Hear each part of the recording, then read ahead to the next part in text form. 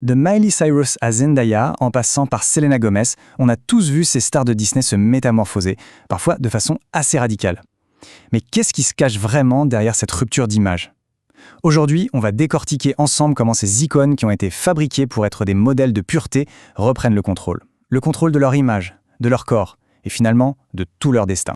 Voilà, c'est vraiment la question au cœur de tout ça. Comment est-ce qu'on grandit, comment on devient soi-même, quand tout un système industriel, toute une entreprise a construit son image sur votre enfance et voudrait qu'elle soit éternelle. C'est un conflit fondamental entre le business et l'humain. Alors, voilà le programme qu'on va suivre pour y voir plus clair. On va commencer par la case départ, la fabrique à icônes de Disney. Puis, on verra comment elles doivent profaner cette image sacrée.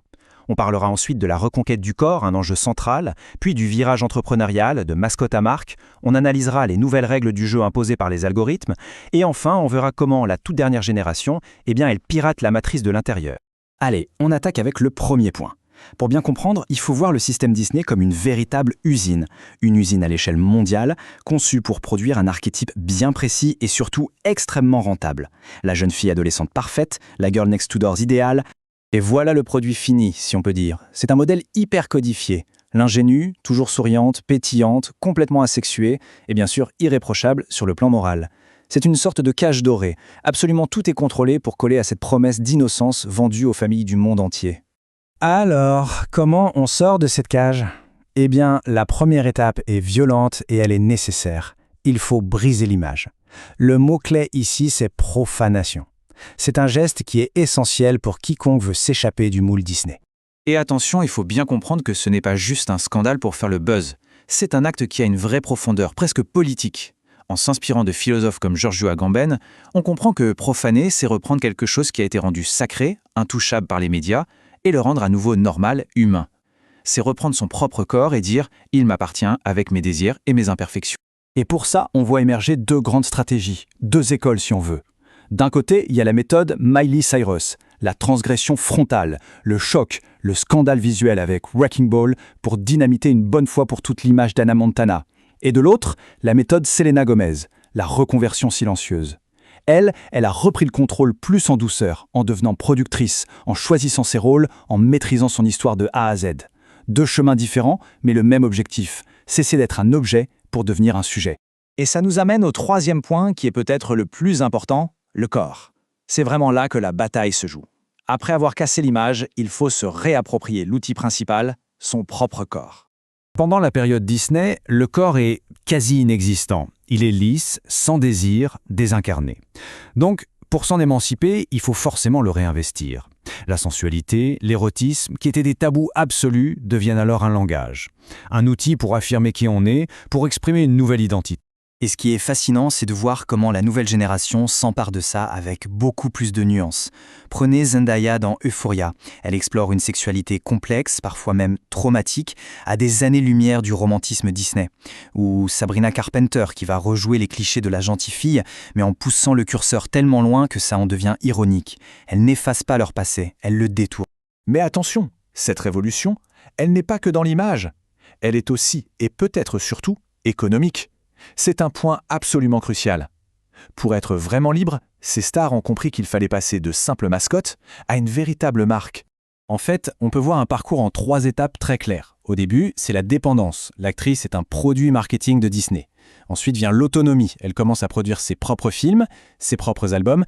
Et enfin, l'étape ultime, la gouvernance. Là, sa carrière devient une véritable entreprise. Avec elle comme PDG, elle contrôle tout.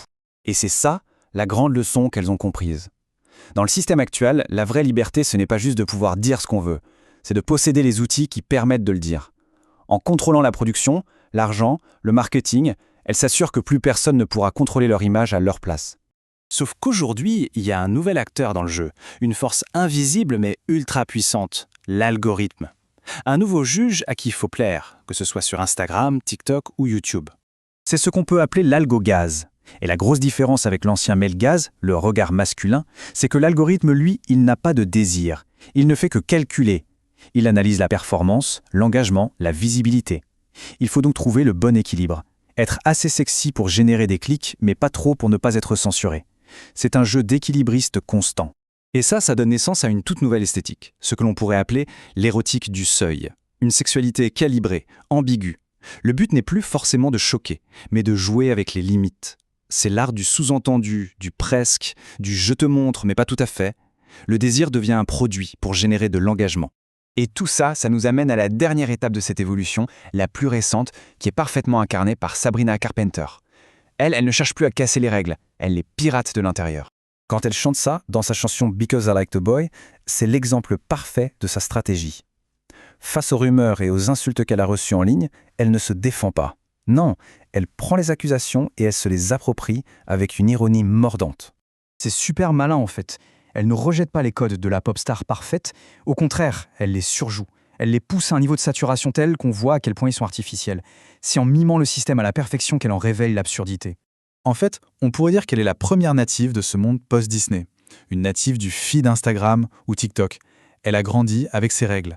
Elle n'a pas besoin de détruire la machine parce qu'elle a compris comment la hacker de l'intérieur. Sa force, ce n'est pas la rupture, c'est la lucidité. Voilà, ce graphique résume parfaitement tout ce qu'on vient de se dire. On part de la rupture très forte de Cyrus, on passe par la reconversion maîtrisée de Gomez, pour arriver à l'ironie et à la subversion de Carpenter. Chaque stratégie correspond finalement à son époque et aux outils médiatiques du moment. Pour conclure, ce qu'on voit à travers le parcours de toutes ces stars, c'est bien plus qu'une simple rébellion d'ados. C'est une véritable prise de pouvoir. Le corps, qui était un produit docile, devient un manifeste. Et la star, elle, devient en quelque sorte la propre philosophe de son image. Ce qui nous laisse avec une dernière question. Finalement, est-ce que la plus grande des libertés, ce n'est pas de réussir à s'échapper du système, mais plutôt d'apprendre à en retourner les contraintes pour en faire des outils de création, transformer la marchandise qu'on était en une conscience qui agit? C'est peut-être ça, au fond, la vraie souveraineté.